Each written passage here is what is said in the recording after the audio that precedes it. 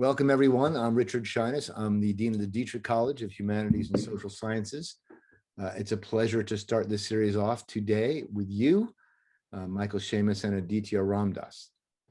The idea for this came really in sometime in the new year, in the fall as well, when there were all these issues that kept coming out about the election, voting security, voter fraud, conspiracy theory belief, misinformation, et cetera, et cetera. And for every one of these issues, the coverage that we get in the newspaper was frustratingly shallow. And so a bunch of us said, well, we really should get experts to come speak. And then it occurred to us a minute later that we have many, many experts already on campus in these areas. And so we began to reach out to them, and we constructed a great group of speakers, the first of which we're doing today, which was Michael Shamos. So I'm going to introduce Aaditya Ramdas, and then he's going to actually introduce Michael and moderate the session. If you have questions, please type them into the chat, and then we'll get to them after the talk, which is going to be about 30 minutes. So Aaditya Ramdas was one of the professors who co-taught a course on voting as a Grand Challenge freshman seminar, and we did a similar thing for alums back in the fall. He and Teddy Seidenfeld and Lisa Tetro were just spectacular. So it's a pleasure to have him back and talking about some of these same issues. He is a professor of statistics and machine learning and one of our brilliant rising young stars. And so let me introduce him, and he can introduce the speaker and take it away. Aaditya. Thanks very much, Richard. It's my pleasure to be here to introduce Dr. Shamos to everyone. As you can see on the slide, Dr. Shamos is the distinguished career professor in the School of Computer Science, but he's also been associated with many of the departments on campus: the Institute of Software Research, the Language Technologies Institute, the Department of Computer Science, Department of Mathematics, and the Department of Statistics. During this period, he's also visited several other universities where he has taught interesting courses. Like he's been a visiting professor at the University of Hong Kong, where he has taught or still teaches an annual course on electronic payment systems. He's taught courses at Carnegie Mellon on electronic commerce, e-commerce technology, electronic payment systems, electronic voting, the Internet of Things, electronic payment systems. So clearly he is an expert on a wide variety of topics, and we're going to get a glimpse of that today. But apart from his expertise on the computer science angle of things, Dr. Shamos is also an attorney who was admitted to practice in Pennsylvania and has been admitted to the bar of the US Patent and Trademark Office since 1981. He's also on the bar of other courts, including the United States Supreme Court. So he is uniquely placed to understand both the technical aspects of things as well as the legal aspects of things. And I think on his first slide, he will tell you a little bit more about his experience with all of this. My role is really just as a moderator. So I'm going to sit back and enjoy Michael's presentations. But meanwhile, if you have questions, please feel free to enter them in the Q&A. Michael might take some of them as he goes along if it's relevant. Otherwise, I will start collecting a few of the questions. And about halfway through, maybe a half an hour into it, we'll switch over into a question answer format where I'll ask a few questions to Michael. So my role in this really as a moderator of this session. So with that, let's all welcome Michael, and we're really looking forward to, I think, what will be a very interesting, engaging presentation. Okay, thank you much, guys, for those introductions. I'd like to say that I'm honored to be the first speaker in the Deep Dive series. I plan to be an attendee for the entire series because all of the topics interest me, fortunately, including the one that I'm supposed to be talking on. So my first slide is actually not about my qualifications, but we'll get to that soon. I looked around on the web for some relevant postings that have to do with this topic. This one was actually from the Washington Post this past December after the 2020 election. It's by Douglas Jones. He is an examiner of voting systems for the state of Iowa. So he's my counterpart in Iowa. And he explodes in his article five myths, and I agree with him that they're myths, but let me read them. Voting machines were hacked. There's no way to verify that vote counts weren't rigged. Voting machine companies are foreign owned. Let's suppose that's even true, so what? Slow vote counting is a sign of fraud. Voting machines, which have high error rates, skew elections. 5 myths. This was from a little over a year ago, but it's still relevant. Study finds Chinese hardware powers US voting machine. New study by the firm Interos. You might not be familiar with them, but they're a very interesting Beltway consulting firm that studies worldwide supply chains. So they're very interested in who's buying what from whom. And they found that a study by the study has found that 1/5, 20% of the hardware and software components in a popular voting machine came from suppliers in China. Oh my God, what does that mean? Has anybody looked at his iPhone lately? What percentage of components of an iPhone do you think were made in China? Of course, I guess iPhones aren't used for voting, so we're probably safe. Anyway, the issue is, does it matter who owns a voting machine company? Does it matter where the components of the voting machine company are made? Okay, now we can get to why me on this presentation. I've been an official computerized voting system examiner for Pennsylvania and Texas. During the period 1980 to 2000, I personally examined every voting system that was submitted for certification in Pennsylvania. And from 1987 to 2000, I personally examined every voting system that was submitted for certification in Texas. At various other times, I've examined voting systems for the other states that are listed on the slide. So all in all, I performed over 120 voting system examinations, which for a long time was a record. I'm not claiming that it's still a record because I haven't done it in a while, but 120 is a lot. And that led to testimony before 4 congressional committees, the Election Assistance Commission, and 4 different state legislatures who were considering electronic voting statutes. I've been an expert witness in 20 different electronic voting cases, many of them involving election contests, and my record is 20-0.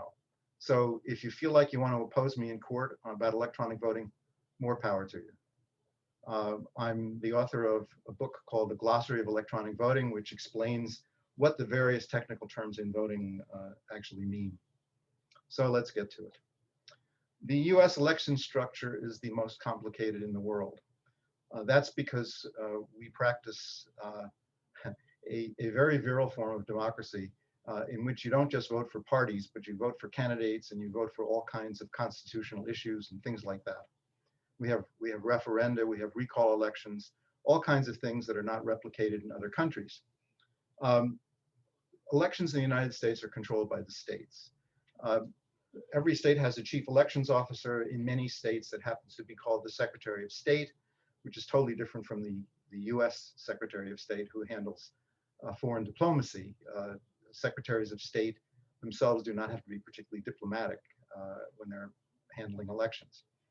But even though they're controlled by the states, the elections are actually conducted by over 10,000 separate election jurisdictions, primarily counties, of which there are 3,006 in the United States. Louisiana doesn't have any, they're called parishes there. But in other states, townships, boroughs, cities, school districts, etc., have the right to conduct elections. It may or may not be a surprise to you that the federal government has no, repeat, no legal power over US voting methods, except in what Congress calls elections for federal office. Congress thinks that that includes the office of president, vice president, senator, representative, and delegate to Congress. They haven't read the Constitution recently. It really only includes representative and delegate to Congress, although they have assumed that they have the power over presidential elections. Another surprise is the Federal Election Commission has absolutely no role in voting or voting methods. The Federal Election Commission only regulates campaign finance. There is another organization called the Election Assistance Commission that we will talk about. So counties are further subdivided into precincts. Precincts, there are lots of them. Pennsylvania has over 9,000. The United States has over 175,000. If you want to think of precincts as polling places, you can. They're not exactly equivalent because in some polling places you can actually have people from more than one precinct voting, but they're very close in number. When voting's conducted in a precinct, the precincts then have to send their results to the county. Well, Allegheny County is pretty big, where CMU is located. We have 1,323 out of the 9,156 precincts in all of Pennsylvania. Then once the county does their thing, they report their results to the state. and the state adds them up, and for statewide offices or for presidential offices, they decide who won. In most states, not all, but Pennsylvania is one of them, counties can choose from a set of state certified voting systems. They can't choose from any systems that aren't certified. And in some states, there's a statewide mandate of what system they have to use, but not in Pennsylvania. We have 5 different vendors in Pennsylvania that have systems that are certified. Some of them you've heard of. Some of them you may have heard of notoriously, such as Dominion Voting, alleged to have been owned by Hugo Chavez or something. Election Systems and Software is the dominant provider in Pennsylvania, and a couple of others like Clear Ballot and Unison, you probably haven't heard of. We don't use their equipment in Allegheny County. Now, let's look at the substructure. This is just the city of Pittsburgh. The city of Pittsburgh is only one out of 130 subdivisions of Allegheny County. And Allegheny County is only one out of 3,006 US counties. And Pennsylvania is only one out of 50 states and the District of Columbia. Those are the folks that are entitled to vote for president. So this is just the city of Pittsburgh, and the precincts are denoted with red boundary lines. So here's CMU, where the star is. They're in the 14th ward. That's this blue area here. And there's Fifth Avenue. And on the other side of Fifth Avenue is Shadyside, and that's the 7th ward. And you can see that it's divided into many, many, many little precincts. So elections are conducted at each one of these places, and they send their results to the county. Now, we'll spend some time on this one. This is a very current map that shows the different voting methods that are currently used in the United States, at least destined for the year 2021. And where you see green, there's a little legend over here on the side. Green indicates hand-marked paper ballots. And there are different shades of green that indicate various variations on that. But a hand-marked paper ballot is a piece of paper that the voter themselves mark. And the piece of paper is the official ballot, and the piece of paper is what has to be counted. And you can see that almost all of the area of the United States is hand-marked paper ballots, and a lot of Pennsylvania, although not in the big counties. Down here, the yellow indicates something called a ballot marking device. A ballot marking device is a machine that marks your ballot for you. You tell the machine through a variety of mechanisms, including assistive interfaces for disabled people, for example. They have ways of specifying whom they would like to vote for. And then the machine itself prints out a ballot. And that ballot becomes the official ballot as if it had been hand marked by a person. Of course, once these ballots are marked, they do have to get counted. Nevada and a couple of other places use a hybrid in which the ballot marking device also counts the ballots. So there is a paper ballot, but it's not just marked, it's counted. We don't do that in Allegheny County. Then these darker reds indicate something called DREs. These are the notorious direct recording electronic machines that don't produce a piece of paper that the voter can see or that the voter can touch anyway. And these include something called the voter verified paper audit trail. I'm going to talk about all of these things on subsequent slides. But fundamentally, I want you to see that the DRE machines that have been so vilified are used in a diminishingly small part of the United States. Alabama, Louisiana, lots of Tennessee, and some parts of Indiana and Texas, and very little, none in Pennsylvania, and some in New Jersey. The rest of the country has gone to hand-marked paper ballots. Well, here's a hand-marked paper ballot for you. This is what you would get if you were an absentee voter. And the Board of Election would send you this piece of paper in the mail. And it would be completely clear to you if you ever took a GRE or took an SAT, exactly what you're supposed to do. You're supposed to get out a pencil of suitable color or pen and clearly mark the ballot for the candidates that you like. And if you make a mistake, you better hope that if you erase that, that it will still effectively erase. You better not use permanent ink. Hand-marked ballots tend to appeal to people. They think they understand them. They happen to appeal to a lot of election experts too. They don't particularly appeal to me. And this is the reason. When you hand somebody a piece of paper, you have no idea what you're going to get.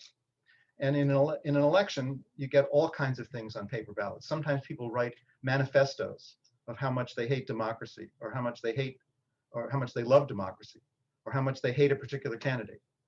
And they don't obey these very large instructions over here on the left where it tells how to make selections. They don't obey that. They make whatever kind of mark they want on the ballot. So I invite you to look over here on the right-hand side and see what you think the voter intended by these markings. I claim that the person really did want Catherine Harris, but the person didn't put any mark in the oval next to Catherine Harris. I think the voter liked Bill Nelson, but there's no mark inside the oval. Floyd Ray Frazier, probably. Belinda Noah, yeah, because they underlined the whole name. Brian Moore, it's not clear what that means, but that would be interpreted as a vote. On the other hand, it's clear that the person didn't want Roy Tanner, crossed out his name completely. But you can see that part of that crossout went through the oval. And so when this is counted by a ballot counting machine, that's going to count as a vote for Roy Tanner, even though that's not what the voter intended. And then down here, it's up to you to decide what Vern Buchanan and Christine Jennings have got going there. Does a check mark mean I want the person, or just like Democrats? And what does the underlined REP mean? Who knows? And the law in most states is that ballots must be counted based on a determination of the intent of the voter.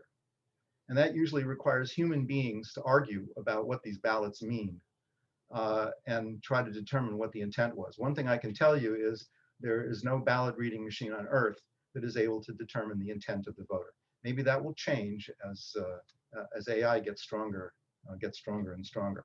So I don't really like hand-marked paper ballots because they're ambiguous. So let's move on to machine-marked paper ballots. Machine-marked paper ballots are created with something called a ballot marking device, and you're seeing an example of one there. It presents a screen. The screen has all the candidates that you're entitled to vote for, and you make your choices. And when you're happy with your choices, you press a button, and the machine spits out a printed ballot that accurately indicates your choices. No ambiguous marks, no cross-outs, no nothing like that. A complete list of everybody that you chose. And you can look at that. And if you made a mistake, or you think the machine made a mistake, or you don't like it, you can toss that ballot out and you can get another one and you can do it again until you're perfectly happy. And so here on the right, I've shown you what the output of a ballot marking device is. And one of the things that you can see very clearly is in bold letters, the name of the contests: governor and lieutenant governor, secretary of state, attorney general, and then in somewhat lighter writing, the actual name of the candidate, Gretchen Whitmer, and their party. And so you can review this and you decide, yes, absolutely, those are the people that I wanted to vote for. And now here's a bad idea. Most ballot marking devices produce barcodes. And the idea is that these barcodes contain supposedly exactly the same information that's on the ballot. So why do you use a barcode? The reason you use a barcode is barcodes are much easier to read than to do optical character recognition on these printed characters.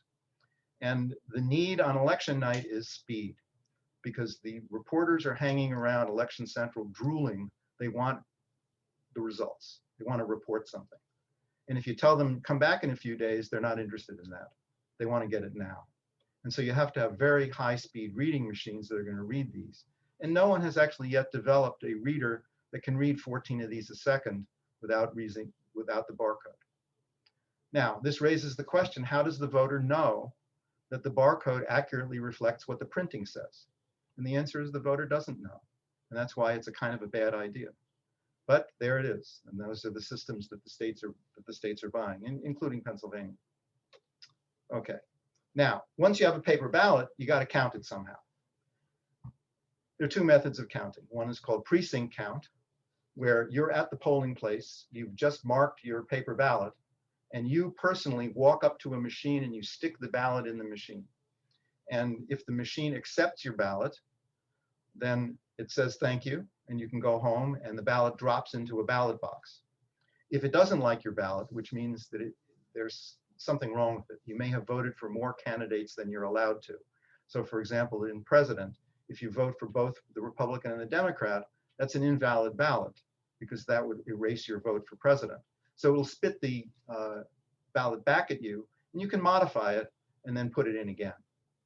But once it's accepted, you can't touch it anymore. It's gone. And what the precinct counters do is not only accept the ballot, but they actually tabulate the ballots. And most of them keep full ballot images. They keep a scan of the ballot image. So at the end of the day, we don't have to rely just on the totals that are produced by the machine, but we can actually look at the individual ballots. That's precinct count. Central count, all you do at the precinct is mark your ballot. In Allegheny County, it would be with a ballot marking device.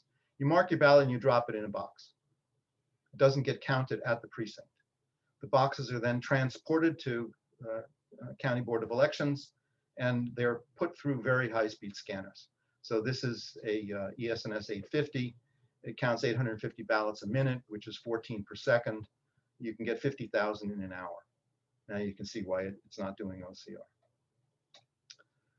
Another form of voting, less and less popular all the time, is something called DRE, Direct Recording Electronic. There, a ballot image is presented to the voter. The voter looks to see which candidates they want to vote for, and typically will touch the screen to select a candidate.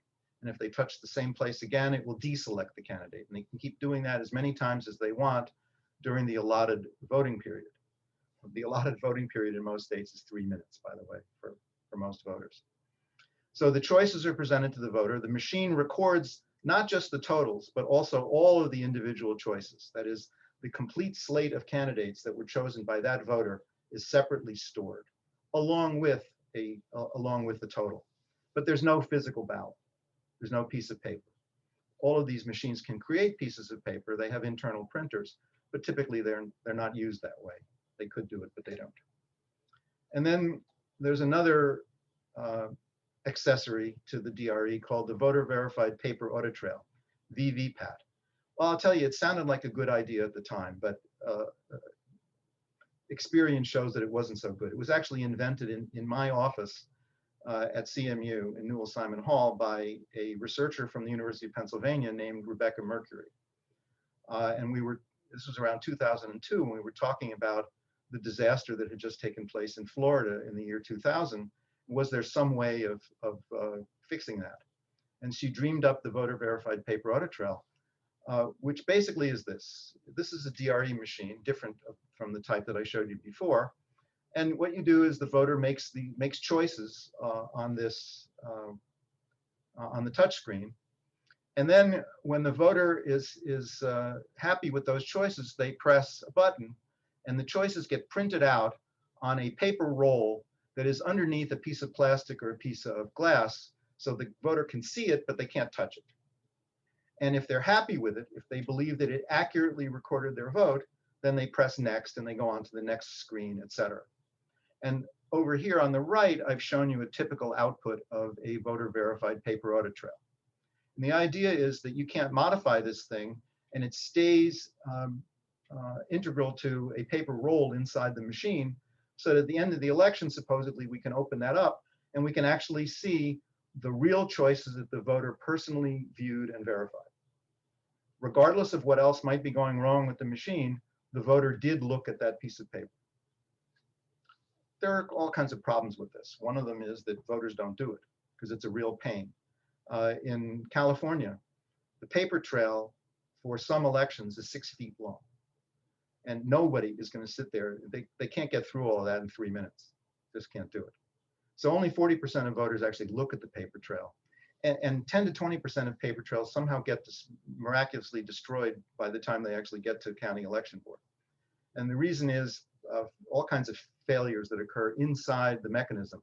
You can see from the printing here that this is a very cheap printer. And what happens if the paper jams, then nobody after that is going to be able to get their vote recorded. So these are being used less and less and less all the time. But there they are. Now you know what a VVPAT is. All right. So how do these systems get certified? How do they get tested, et cetera? Well, there's this outfit called the U.S. Election Assistance Commission. It's an independent agency. It's not under any cabinet department. And it's composed of 4 political appointees. Now, I recall to you that 4 is an even number, which means that this is absolutely built for deadlock. Because if it takes 3 votes to pass anything, and the 2 parties are the Republicans and the Democrats, and they don't agree, then nothing happens. And that's exactly the way the US Election Assistance Commission has worked. These political appointees have to be confirmed by the Senate. They're appointed by the president, confirmed by the Senate, no more than 2 from any political party. And they don't actually have a really official role in elections. They're an advisory body, they're a helpmeet. And one thing that they did is they adopted something called the Voluntary Voting System Guidelines, the VVSG. Emphasis on the word voluntary. States are not required to follow the voluntary voting system guidelines, although most of them do. Where did they come from? They came from the National Institute of Standards and Technology. Their job, among many, is to propose voluntary voting system guidelines to the Election Assistance Commission. And if the Election Assistance Commission can muster 3 votes, then they will approve the VVSG. Well, in fact, they actually have approved the VVSG. And the question is, who tests voting systems to be sure that they comply with the VVSG? The Election Assistance Commission can't do that. They have 4 people and a few staff members. NIST doesn't want to do that. And so it's given to the private sector, to outfits that are referred to as VISTLs, Voting System Testing Laboratories. Where did VISTLs come from? These are folks that apply to the US Election Assistance Commission for accreditation. And so the US Election Assistance Commission accredits the voting system testing laboratories. As it happens, at the current moment, there are only 2 in the United States that are approved. And if you're a manufacturer of voting systems, you can pick from column A or column B, but each column only has 1 entry in it. And you can then get your system qualified. So here's how that works. The vendor, let's say Election Systems and Software, and for full disclosure, I should tell you that I have actually served as an expert witness for election systems and software, mostly in patent cases, not in election contests, but where they've been accused of patent infringement, for example.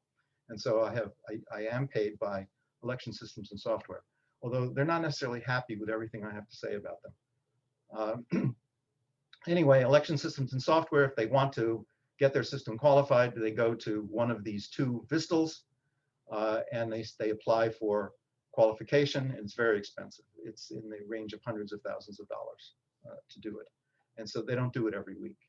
And so the idea that they're going to have regular updates to their system like every 6 months or something, no, because they have to pay a few $100,000 every 6 months if they wanted to do that. Now, the VISTL gets their source code in source form. They compile the source code into what's called a trusted build, and they test the resulting system on that software. And that's the software that's going to be used in elections. Now, the VISTL retains executables that are produced from that trusted build. They take a hash of the executable and they send that hash to the National Software Reference Library, which is an entity that's maintained by the National Institute of Standards and Technology. So if at any moment you're worried that the software that's in your voting machine has been altered, all you have to do is compute its hash function and go to look up in the software reference library to see if it hashes to the same value. If it doesn't, you know there's been a problem. If it does, you know that it's the same software that was tested and approved by the VISTL. Okay? Then the VISTL sends its report, assuming that it passes. It sends a report to the US Election Assistance Commission saying, we tested this system and it's kosher. The EAC then issues a certificate of conformance. It has the seal of the government on it, looks all official. And they send that to the voting system vendor, who can then wave it around when he's trying to sell his system. We're a certified system. We're a conforming system. Well, that's only the beginning of the process, because all 50 states and the District of Columbia have very different election laws. And any system that's used in that jurisdiction has to satisfy or comply with their laws. Well, who determines that? It's not the VISTL. The VISTL is testing to the voluntary voting system guidelines. They're not testing to state requirements. So the vendor then has to go to each state in which he wants to sell a system and get a certification. So let's suppose that Election Systems and Software wants to sell its system to Pennsylvania, which it did want to do that. It submits a conforming system to the Department of State, which is where the Elections Division lives. And it sends along its certificate saying we're conforming. We conform to the ESG. That is a necessary precondition to getting certified in Pennsylvania. What does Pennsylvania do? Well, they get the software, not from the manufacturer. They get the trusted build from the VISTL. Otherwise, it would be trivial, right? Once the election vendor had gotten his system certified, he could then go modify the software. And who would know? And so the software does not come from the vendor, it comes from the VISTL. Then the state schedules a public examination. You can go if you want to. It's really boring. They last 4 days, but you can do it if you want to. And the examiners get lunch for free, but you're going to have to pay for your own lunch. The examiners examine the system, and if it meets state requirements, then it gets certified by the state. And the state issues a certification report. That's the cover of a real one that was issued by the Secretary of the Commonwealth of Pennsylvania. It has the official seal on it. And now you're certified. And once you're certified, any county in the state can buy and use that system if they want to. However, they have to comply with whatever conditions the Secretary of the Commonwealth imposes on the use of that system in Pennsylvania. A typical certification requirement is no modems of any kind, wireless, acoustic, nothing, wired, no modems allowed. Okay, now they have a certified system, but nobody's bought it yet. So the vendor now wants to sell the system to a county, and they want to sell it to Allegheny County, which they did, and Allegheny County bought their system. So they propose a certified system to the county. If the county buys it, the hardware comes from the vendor, the software comes from the VISTL. Can't trust the vendors to send the software because you don't know if it might have been modified. Okay, so now the county's ready to use the brand new system that it has bought. What does it do? It has to set up the system. And the system has at its heart something called an election management system, an EMS. The EMS lives on a dedicated standalone workstation that performs no other function other than setting up elections, and is never in its life has ever been connected to the internet, is not allowed to be. Furthermore, there are no other applications that are on it, and no other applications can be installed on it. And the county uses this system, and there's a graphic user interface, in order to set up the ballots for every precinct. And remember, there are 1,300 precincts in Allegheny County. And due to a quirk in Pennsylvania law, there are elections in which the ballot in every precinct in the state is different. We have 9,156 different ballots. And that is a tremendous administrative hassle, setting all of those up.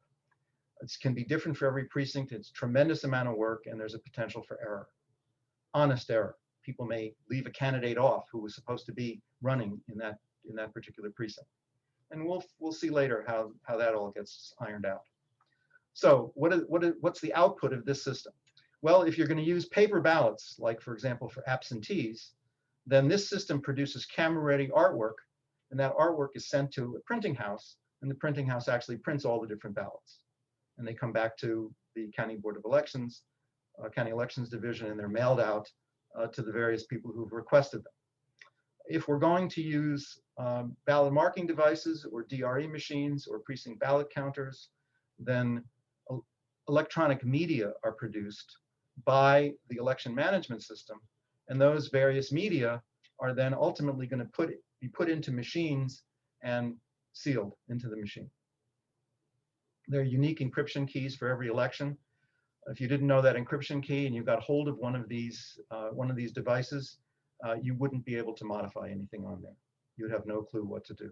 You could destroy it if you wanted to, but you can't add votes for your candidate onto these media.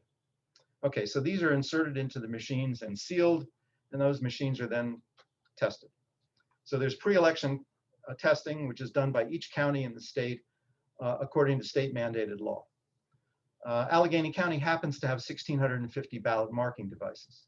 Each one has to be individually tested by the County Board of Elections and sealed for the election. That is, these electronic media that were produced by the management system get inserted in the back of the machine. The machine gets sealed up after having been tested. For central counting, which is used for absentee ballots, for central counting, there's a central tabulating center. There has to be a public test of the central count system. The test has to be at least 4 days before the election, and there has to be a published notice to the public so they can come and attend that. And a preset series of ballots whose totals are known are read through the system, and a determination is made as to whether it counted them correctly. And it usually does. You can count 100 ballots reliably one time after another. You put 50,000 ballots in there, I can almost guarantee you're not going to get the same count the second time. And the reason is that it's a physical paper feed mechanism. And if any ballot is slightly misregistered, or if the marks on the ballot are not uniformly dark, it won't count the same way all the time. But it's usually close. Don't worry about it. Okay. Now that the machines are tested, they've been sent out into the field to the polling places. Now it's time to vote. And you're a voter, and you go to the polls. And if you're a registered voter, you get a ballot. And you, in Allegheny County, you put it into a ballot marking device, and you mark your ballot. And you keep doing it until you see the check mark there means you're happy with your ballot. And if you're happy with your ballot, you put it in a ballot box. And at the end of the day, the ballot box are transported to the county for tabulation. The box in the red on the top that's grayed out, that's what happens for precinct count. But we don't do precinct count in Allegheny County, so I'm not going through it. Okay, now the ballots go to some central place. What happens? So up here at the top is this DS850. That's the high-speed tabulating machine. Well, it needs to understand what's on those ballots or it can't tabulate them. So there's an election database. This was created by that election management system. And that election database has all the ballot layouts for all the different precincts, because you can intermix the precincts if you want to in the ballot counter, and it keeps them all correct. That information is fed to the DS850, and then the elaborate process of feeding in huge hundreds of thousands of ballots into the machine start taking place. The machine then produces totals on electronic media. The electronic media are sneaker netted over to the election management system. By sneaker net, I mean somebody physically takes them out and walks them over to the other machine and installs them in the election management system. And the election management system then produces a report, the county totals. Now, if there were absentee ballots, the absentee ballots came in separately. If there were precinct counters, the precinct count electronic devices come in separately, and they go directly into the election management system. And the county produces some totals. Okay, then there's a post-election test to make sure that nothing untoward happened in the meantime. And it's the same test that was performed before the election is performed after the election on the central count system. The individual ballot machines, the ballot marking devices are not tested. That would take weeks, actually, in order to do that. They could be. I mean, they could be impounded by a court, and a court-ordered test could be done, but it's not routinely done. Okay. Can a voting machine be hacked? Of course. It's just a computer, right? It's not different from any other computer. It's a computer. Of course you can hack it. You open up the thing, and you get screwdrivers and whatnot, and you start playing around, and you stick your own media in there. And it's not so difficult to turn an electronic voting machine into a video game if you want to. Why? Because it has a general purpose processor in there. And this is a photograph of CMU graduate Andrew Appel, who's a professor at Princeton, kind of slyly hacking a DRE machine. There's no problem hacking voting machines. If you have unfettered access to them and you can open them up and replace the contents, it's no problem. The thing is that the guys who store the machines in the county warehouse, they don't let you do that. And in order, they have 24-hour surveillance. And if you try to do it, you're going to get arrested. Now, what prevents the guys who work in the warehouse from doing it? So I hand them some media and I say, why don't you go and replace all of the electronic media in these machines with this flash drive? Well, we used to have 4,000 DRE machines in Allegheny County, and they were stacked from floor to ceiling, and they weighed hundreds of pounds each, and you needed a forklift in order to get them down. And so I once computed that in order to do it even assuming you could do it fairly quickly, it would take 3 weeks for you to hack all the voting machines, because there's no central way of doing it. They're never internet-worked. They don't get their software from over a network. And so you really can't do it. And if you did it, of course, all we would have to do is take one machine, take out the media, compute a hash function of it, and see if that corresponded to the hash function in the National Software Reference Library. All right. So why do we have confidence in elections? Because if you have a scenario by which you think you can throw a statewide or national election, I can show you why you can't. If you want to get your friend elected dog catcher, you probably can do that. And it's been done many times on a retail small level, but not on a statewide level. Then there are also post-election audits. There's a legislative mandate for a statistical recount of at least 2% or 2,000 ballots, whichever is smaller, but they get counted on a completely different method than the original method of tabulation. It wouldn't do any good to run them through the same hacked machine twice, right? And so you count them by hand, or you send them to some other counting device. Starting in 2022, risk limiting audits are mandated in Pennsylvania. This was a result of a settlement that the state made with an advocacy group. A risk limiting audit is a actually complicated statistical procedure that ensures with high probability that a full recount will occur if the outcome is wrong. It's not a guarantee, but with high probability. And it's based on the number of ballots cast in a particular election, the margin of victory in a particular contest, and the desired confidence level. What is the risk limit that the jurisdiction is willing to assume? And you don't have to ask me about that, because Aaditya Ramdas is an expert on risk limiting audits, and I'm not one. Now, once all the counties in the state have done their certification of the results, and they have 1 week to send unofficial results to the state, and they have 3 weeks to send certified results to the state. They all go to the Bureau of Elections in Harrisburg, and they all get totaled up, and then the state decides who the winner is in any statewide contests. And that's the process.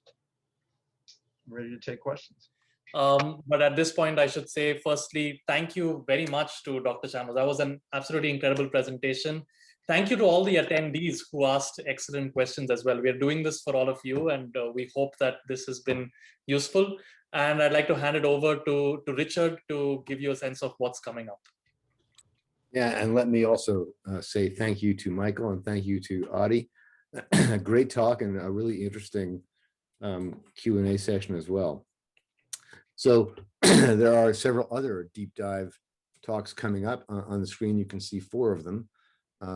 Just Thursday this week, we have a talk on social media and misinformation by our previous provost. No, I'm sorry, that is by Kathleen Carley, who is in the ISR and computer science here. And then on Tuesday, April 20th, we have a talk on cable news and misinformation by Mark Hamlet, our previous provost. We have an interesting talk on the psychology of conspiracy theories, what it is that seems to drive people to actually believe conspiracy theories, even though they're highly unlikely to be true for reasons, some of which Michael pointed out. That's going to be by our own Simon DeDeo. And then finally, there's a talk on voter suppression and voter fraud, which is a topic that Lisa Tetro of our history department is expert in and we'll talk about. And there's more information that you can see on the website presented. But until Thursday, thank you very much. Enjoy the rest of your evening. Thank you for coming. And thank you again to Michael and Aaditya. So, thank you.